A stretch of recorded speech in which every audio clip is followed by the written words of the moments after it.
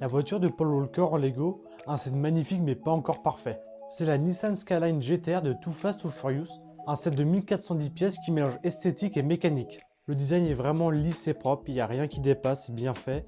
Surtout au niveau des phares arrière qui sont très bien designés et le côté, les motifs qui sont faits via des autocollants. Pour le deuxième point positif, on va passer niveau fonction avec tout d'abord le moteur, la direction et les suspensions qui sont fonctionnelles.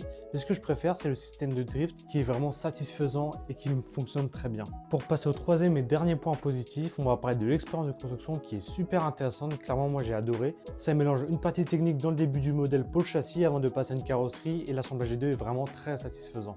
Malgré ça, il y a quand même quelques défauts et on va commencer par le premier qui est le nombre de stickers. Il y en a vraiment beaucoup et c'est ce qui va principalement faire le motif. Donc sans cela, vous n'aurez pas du tout le même résultat. Le deuxième, c'est le prix catalogue de 140 € qui est un peu élevé, sachant qu'on peut la retrouver vers 100-110 € facilement. Et le troisième, c'est que l'arrière et l'avant de la voiture peuvent être un peu fragiles à certaines parties. Dans l'ensemble, c'est un très bon modèle pour un public assez large, sachant qu'on peut facilement jouer et l'exposer, les deux fonctionnent très bien, et qui se situe dans une gamme de prix et une taille moyenne pour ce genre de modèle. Donc dites-moi un set que vous voulez voir pour la prochaine review et je vous dis à plus.